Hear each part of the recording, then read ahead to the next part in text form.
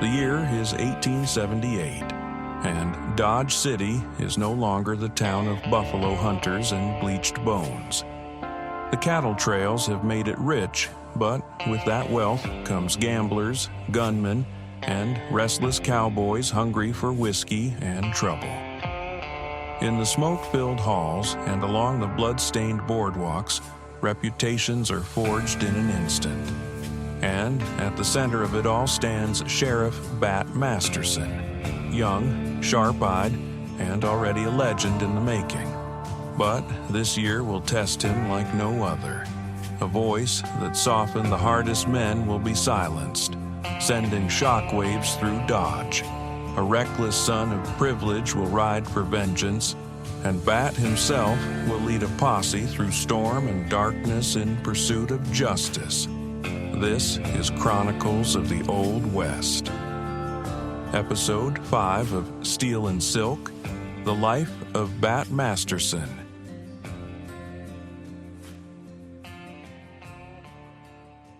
The year was 1878, and Dodge City had shed one skin and taken on another. The buffalo were gone, their bleached bones scattered across the Kansas plains where, only a few years earlier, the earth had thundered under their endless herds. With the hides stripped and the hunters gone, Dodge might have withered like so many frontier towns. But Dodge was a town that knew how to reinvent itself. If it could no longer be the daughter of the hide men, it would be something else, something bigger, bolder, and perhaps more dangerous. That year, more than 250,000 Texas Longhorns trailed into Dodge. With them came 1,300 cowboys, raw-boned, trail-worn, and hungry for whiskey, women, and wagers. The cowhands filled every saloon and gambling den, and word of Dodge spread across the frontier. Soon gamblers, gunmen, and showmen descended on the town, turning the queen of the cow towns into what one newspaperman called the mistress of the gamblers. And at the center of it all stood Bat Masterson. Bat was only in his mid-20s, but already he carried himself with the quiet authority of a man who had lived several lives. Sheriff of Ford County, dressed sharp with a barbered mustache and pistols polished bright, Bat had a face that could smile easily, but eyes that never missed a thing. To entertainers like Eddie Foy, who arrived in Dodge that summer, Bat looked like the very picture of a Western sheriff, trim, confident, and never far from the trouble. And trouble was everywhere in Dodge. Names that now echo through Western legend were all there. Wyatt Earp, Doc Holliday, Ben Thompson, mysterious Dave Mather, and Charlie Bassett. They drifted from table to table, from Faro to Spanish Monte, their reputations as sharp as the cards they dealt. Some came to Dodge for money, others for escape, and still others because the town itself had become the stage on which legends were written.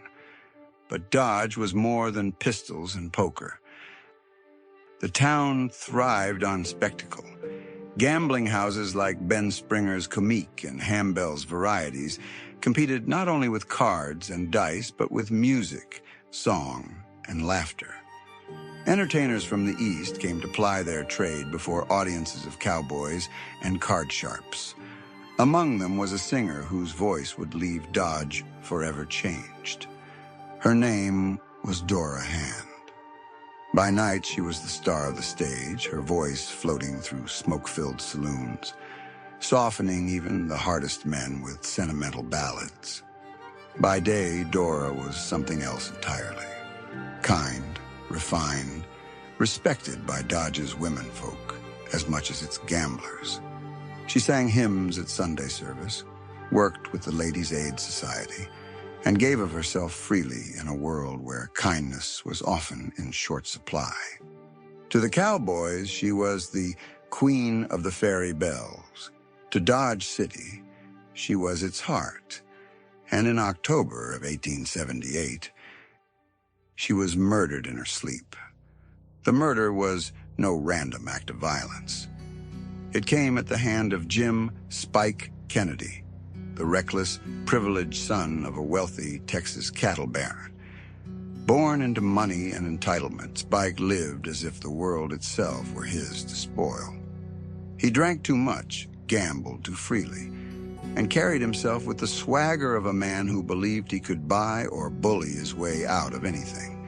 But Dodge City was not so easily impressed. After a drunken disturbance, Kennedy found himself publicly humiliated, thrashed by the town's mayor, James "Dog" Kelly, in front of half the city. For Spike, the sting of that beating was worse than the bruises. He brooded, nursing whiskey and rage until humiliation hardened into vengeance. Weeks later, under the cover of darkness, he returned. The young cattleman rode a sleek racehorse, armed and reckless, pistols heavy on his hips. He circled behind the Western Hotel where Mayor Kelly kept a small cottage, his breath steaming in the October air. At 4 a.m, Kennedy opened fire. Bullets tore through the thin walls and into the sleeping rooms inside.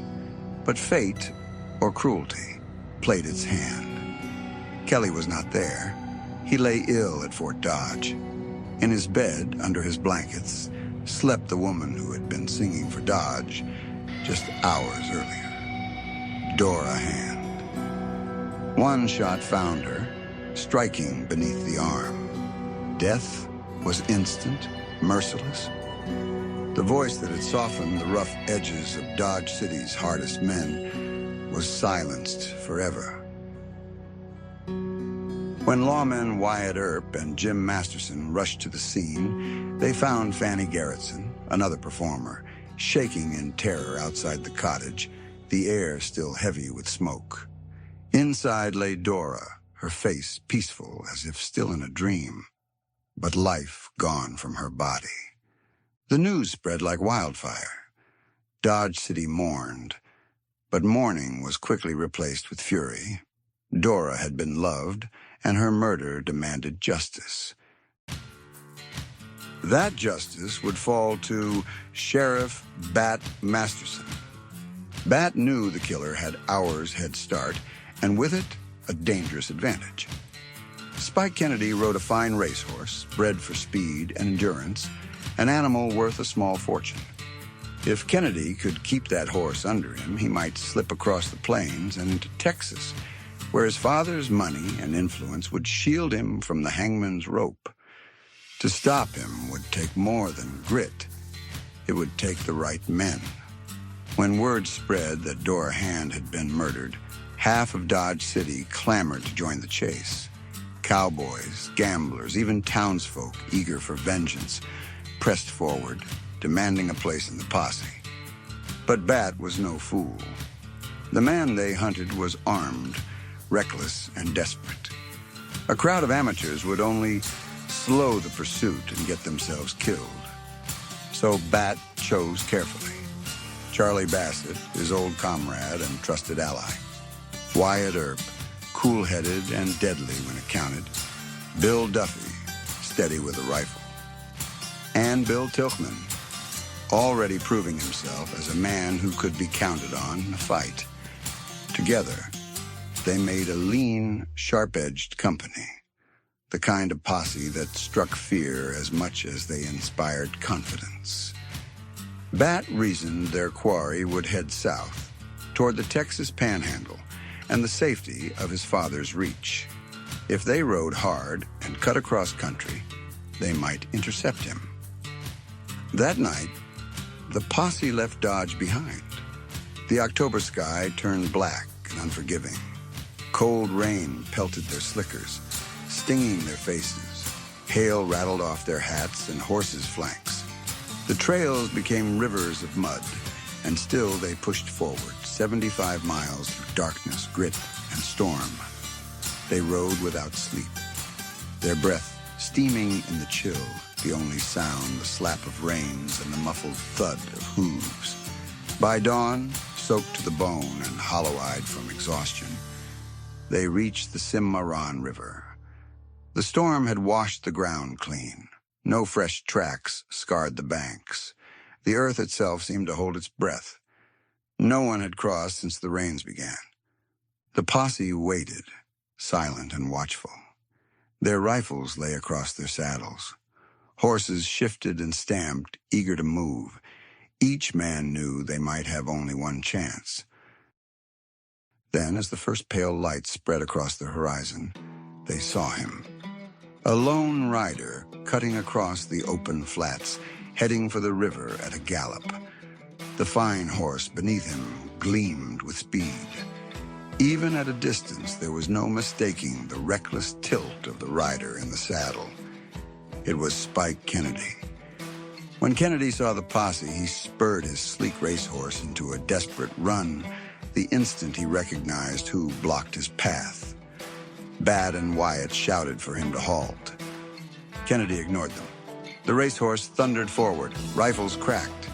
Echoes rolled across the riverbank. The bullets found their mark, not in Kennedy, but in the animal beneath him. 3 shots slammed into the horse, sending it crashing in a tangled heap of muscle and dust. The animal screamed as it fell, rolling and pinning its rider beneath. Kennedy howled in rage and pain. Blood ran from his shattered left arm, ruined by a rifle ball. Through clenched teeth, he spat his first words to the men who surrounded him. "Did I get him? Did I kill Kelly?" Wyatt's voice was cold, almost merciless. "No. Kelly wasn't there. But you killed someone else. Dora Hand was asleep in his bed." For a moment, the young cattleman's bravado cracked. His face blanched, his eyes flickered. But the arrogance of privilege quickly returned. He sneered up at Bat Masterson. "You damn son of a bitch! You ought to have made a better shot." Bat looked down at him, unshaken. A hint of a smirk tugging at the corner of his mouth. "I did the best I could." Kennedy survived that morning, though his arm would never heal. But money and influence carried more weight than justice. The case fell apart. Kennedy walked free. He rode back to Texas, ruined in body but still wrapped in arrogance. Some say he didn't live long before meeting a violent end of his own. But for Dodge, and for Bat, the death of Dora Hand left a scar that never fully healed. The months that followed saw more bloodshed. In April 1879, the Long Branch Saloon erupted in smoke and gunfire when Levi Richardson, a buffalo hunter turned freighter, challenged young gambler Frank Loving. Richardson was quick, fanning off shots with practiced speed, but not steady enough. Loving's aim was deliberate. 3 bullets struck home. Richardson fell dead, and Loving walked away free. It was the lesson Bat himself always preached. Nerve, not speed, wins a gunfight. A steady hand, a calm mind, and the will to pull the trigger only when it counted. That was what kept a man alive. Dodge City, with all its bluster and bravado, proved him right time and again. For most days, Dodge was noisy, but not deadly. Cowboys lined the bars, gamblers stacked their chips, and showgirls sang to packed halls. But when violence came, it didn't trickle. It struck like lightning, sudden, blinding, and absolute. A tailor drunk on cheap whiskey and pride mouthed off to the wrong men and ended up beaten to death with the iron barrel of a rifle. No warning, no second chances. One night at the Comique, a drunken cowboy grew wild, waving his pistol and spraying lead into the crowd. Before panic could turn to massacre, Wyatt Earp stepped in, gun steady, and cut him down with a single shot. The saloon went silent, smoke hanging in the air. And then there was Ben Thompson, the mercurial gambler and killer, as quick with his temper as he was with his 6-shooter. Once, in a haze of drink, he nearly shot an actor dead behind the stage curtains. The only thing that stopped him was Bat Masterson's firm hand and calm voice, pulling him back from murder. These were the flashes of chaos that gave Dodge its reputation. Not the number of bodies in the ground, though there were plenty, but the caliber of the men who walked its streets. Dodge became a crucible of reputation, a place where the faint of heart did not last, and the bold made legends of themselves. Here, steel met silk, courage met recklessness, and every night might bring a new story whispered across the plains. And through it all, Bat's cool hand, sharp eyes, and unshakable presence kept the law in balance. Not law written on paper in Topeka or Washington, but the law Bat carried in his holsters and in his measured authority, the law of Dodge City itself. When Dodge teetered on the edge of chaos, Bat Masterson steadied it. And though the days of Dodge as queen of the cowtowns would pass, the memory of those years, of gamblers and showgirls, of lawmen and killers, of Dora Hand's song cut short and Bat's relentless pursuit of justice, would burn into the legend of the West. For in Dodge City, Bat Masterson became a symbol. A man of nerve, a man of law, a man whose name would echo long after the last shot faded over the Arkansas River. It is worth noting that Bat rarely fired his pistol in anger during his time as sheriff. The West has always loved to inflate its heroes, and Bat himself often laughed when travelers referred to him as that lawman who's filling up Boot Hill. In truth, most men surrendered without a fight. They had heard the stories that Bat Masterson was quick, steady, and unflinching, and often that was enough. When he did act, he relied not on violence, but on strategy and surprise.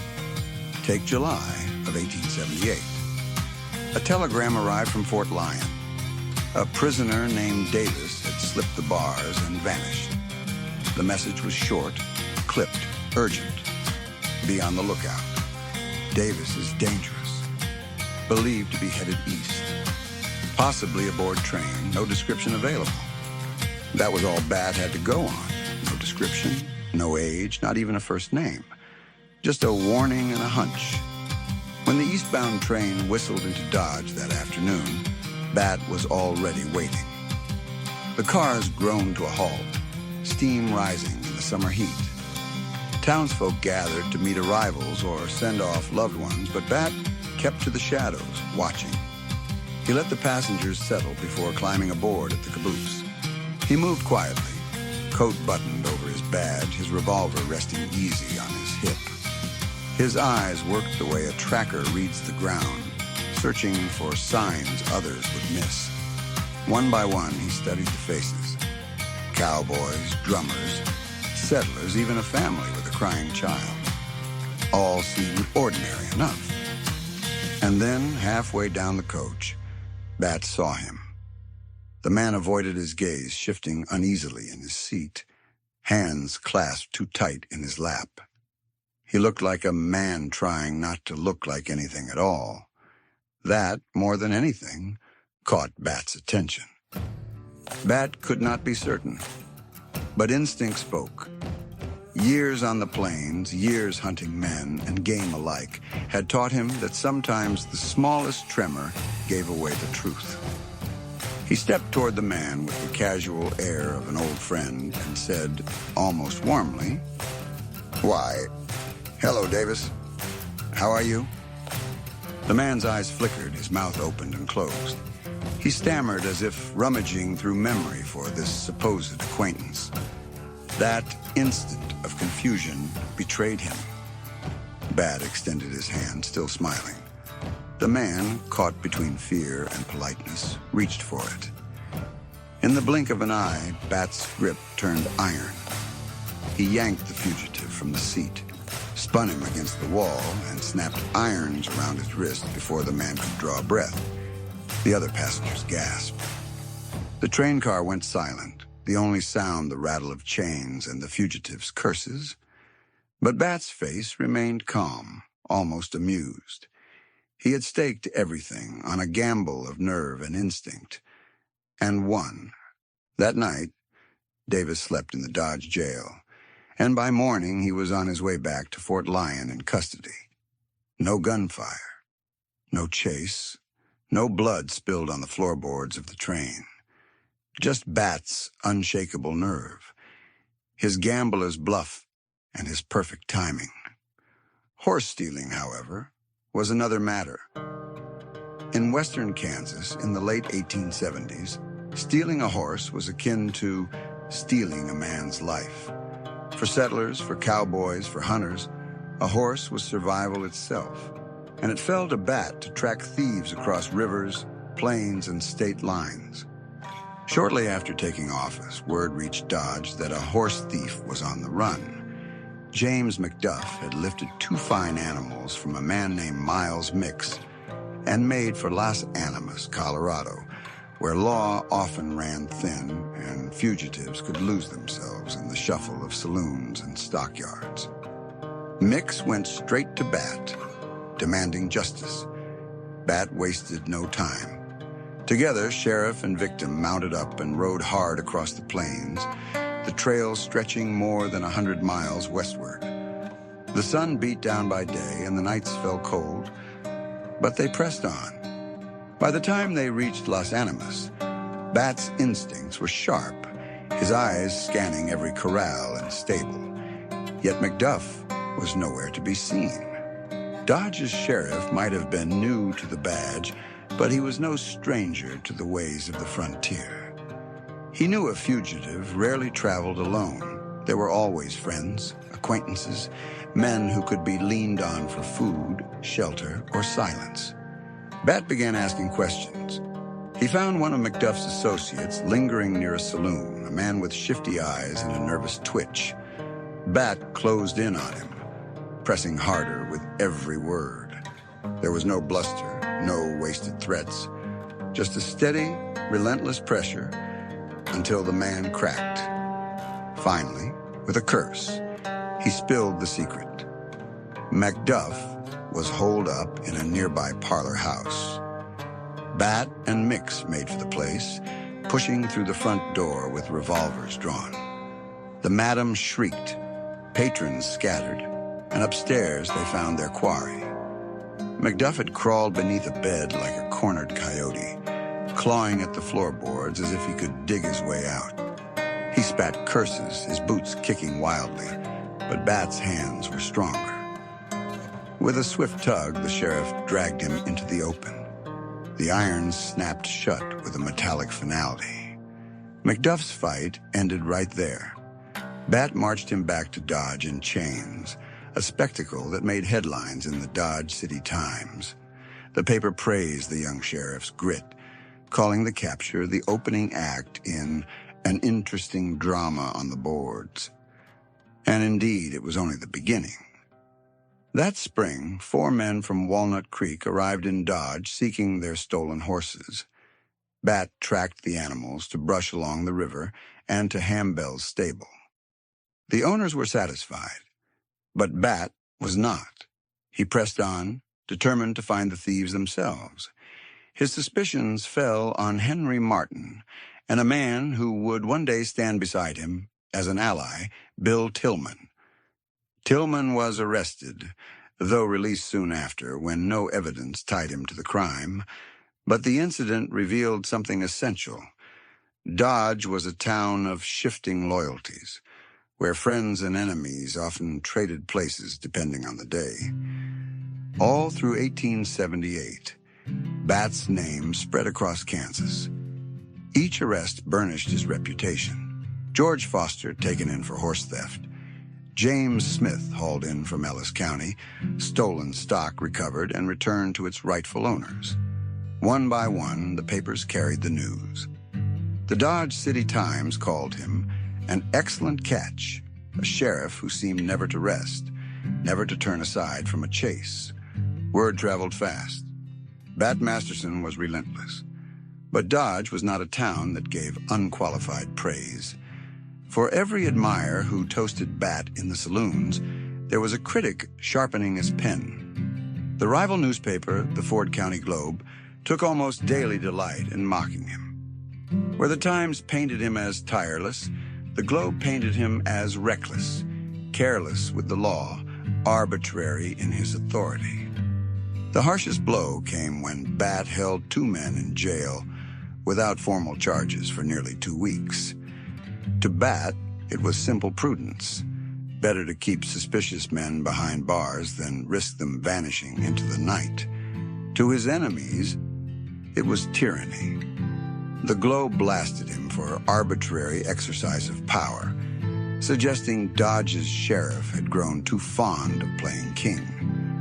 The truth, as it so often does, lay somewhere in between. Bat's greatest strength was his vigilance, his refusal to let thieves and killers slip through his fingers. But that same vigilance could become overreach. He was willing to bend procedure if it meant keeping order. It was a line he walked with confidence, but every step along it made him enemies. And before long, those enemies found their voice. Confidence men, slick-talking swindlers with a talent for separating fools from their money, were as common in Dodge as dust devils across the plains. They sold fake gold bricks, rigged games of chance, and promised fortunes that vanished like smoke. Most folks knew better, but enough greenhorns fell for their tricks to keep the con men thriving. Bat made a point of running them down. One day, he arrested 2 of the worst offenders, Harry Bell, a notorious cheat, and a silver-tongued trickster known only as the Handsome Kid. It should have been a clean victory for the sheriff. But under the watch of a deputy known as Red, the prisoners vanished. No gunfight, no jailbreak, just gone. The scandal hit Dodge like a thunderclap. The Ford County Globe, already Bat's bitter enemy, pounced with glee. Who was this Red? Some whispered he was no deputy at all, but one of the very gang he had been tasked to guard. Others suggested Bat himself had turned a blind eye. A town meeting was called. Tempers flared, and accusations filled the air. Had Dodge's sheriff lost control? Or worse, had he let the confidence curse root itself in the very heart of the law? The town split down the middle. Critics said Bat's administration was rotten, little more than a band of pirates lining their pockets under the banner of law. Supporters fired back just as fiercely, insisting that Bat and his allies were the only men standing between Dodge City and chaos. The dispute raged right into the fall elections of 1878. When the ballots were counted, Bat's faction, the so-called Dodge City Gang, emerged triumphant, sweeping nearly every office. Their victory proved that, for all the criticism, Dodge still trusted Bat's hand on the reins. For Bat himself, there was no time to savor the win. The badge carried no pause, no respite. Swindlers, horse thieves, killers, they kept coming. And so the job went on. Then came the jailbreak. December the 6th, 1878. Jailer John Strawn had been ordered to cut a narrow opening in the barred door of the county jail, just wide enough to slide a plate of food through without unlocking the door. But in weakening one of the bars, he had unknowingly opened the way to disaster. That night, 4 prisoners seized their chance. W.H. Brown, Skunk Curly, Frank Jennings, and James Bailey slipped through the gap like snakes through grass. One by one, they wriggled free, vanished into the dark, and scattered across the prairie. The alarm went up. Boots pounded down the boardwalks, doors banged open, and within minutes, Bat was in the saddle. Beside him rode his brother Jim, Charlie Bassett, and Bill Duffy, a hard-riding posse determined to make the fugitives regret their flight. They combed the flats and coulees under a cold winter sky. By evening, they found Curly, crouched low in a buffalo wallow, shivering and half-mad with fear. He was hauled back in irons before nightfall. But the others were ghosts. By morning, nearby corrals stood empty, horses gone, stolen in the dark. The fugitives had found fresh mounts. They were still out there, but the plains had swallowed them whole. Even Bat's critics felt the sting. The Ford County Globe, usually quick to tear him down, admitted sympathy. The officers feel the misfortune keenly. No suspicion of complicity rests upon them. Everyone knew Dodge's jail was a ramshackle affair, little more than timber and bars, hardly fit to hold determined men. Still, for Bat, excuses weren't enough. A jailbreak was an open wound to his reputation, and he meant to close it. He rode and wired, chasing every scrap of rumor, refusing to let the matter die. 4 days later, word came from Kinsley. Jennings and Bailey had been recaptured. Dodge breathed easier. But W.H. Brown, the slyest of the lot, was gone for good, swallowed into the endless prairie, never again to answer for his crimes. If the jailbreak had embarrassed Bat, he wasted no time in turning the tables. He soon pulled off one of the boldest moves of his career. Word came that an old buffalo hunting companion turned outlaw, Dutch Henry Bourne, had been captured in Trinidad, Colorado. Dutch Henry was no petty thief.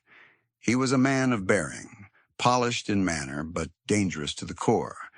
He led bands of horse thieves that stretched across the plains, his name cursed in ranch houses and army posts alike. In Dodge and beyond, Dutch Henry was shorthand for outlawry itself. Bat wasted no time. He wired the sheriff of Los Animas County to hold Bourne at all costs, then caught the first train west. When he arrived, he found Dutch Henry in custody.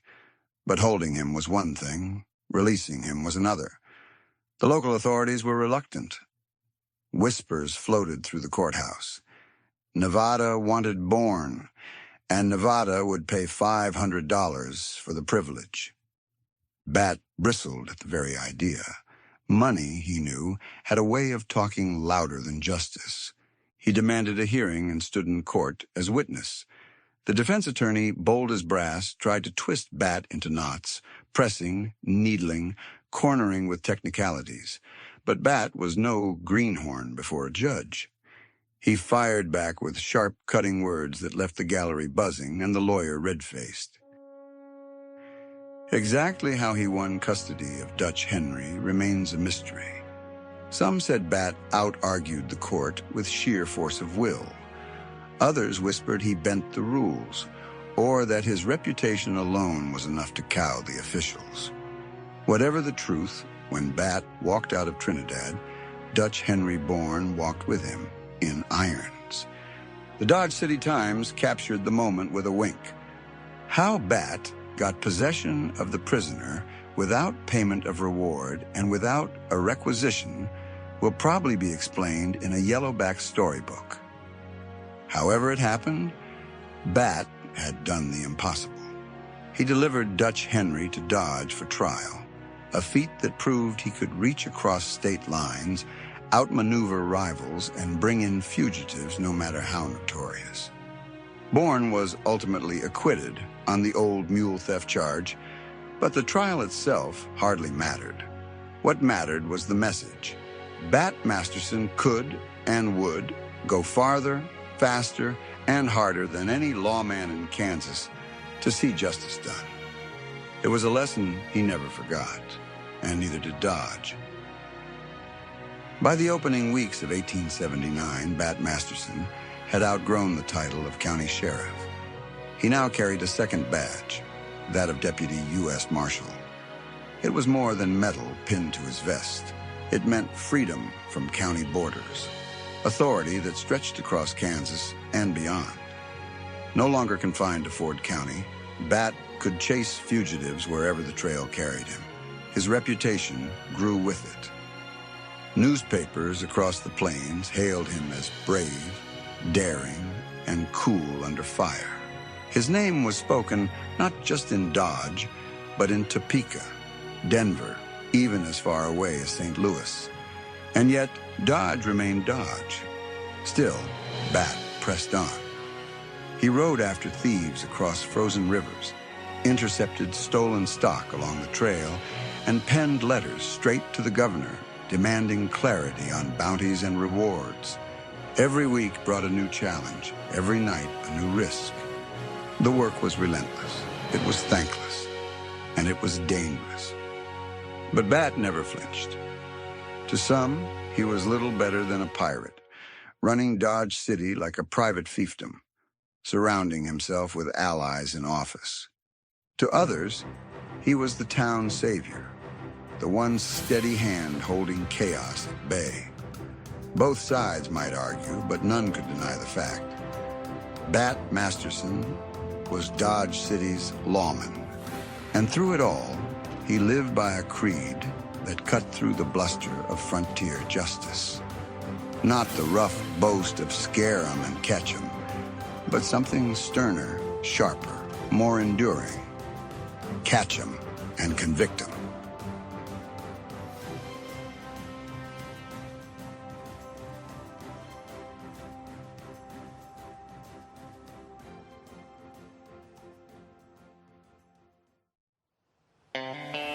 Bat Masterson had worn the badge before, but 1878 marked the year he truly became the law of Dodge City. It was a season of storms, of gamblers and gunmen, of cowboys with quick tempers and quicker pistols. And through it all came a voice, soft and clear, reminding even the roughest men that Dodge was more than whiskey and wagers. When that voice was silenced, Bat's role as sheriff became more than a title. It became a burden, a duty to ride through rain and darkness, to stand between chaos and order, to deliver justice even when justice proved fragile. Here at Chronicles of the Old West, we don't just tell stories of the frontier. We walk its streets, ride its trails, and feel the weight of its choices through the words and records left behind.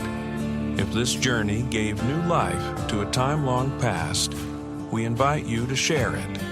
Leave a rating, a review, or pass it along to someone who believes history deserves a voice. Bat Masterson's story is far from finished. His legend will outgrow Dodge, stretching across the plains and beyond, shaping the very idea of what it meant to be a lawman in the Old West. Join us next time for the continuing saga of Steel and Silk, the life of Bat Masterson, only here on Chronicles of the Old West.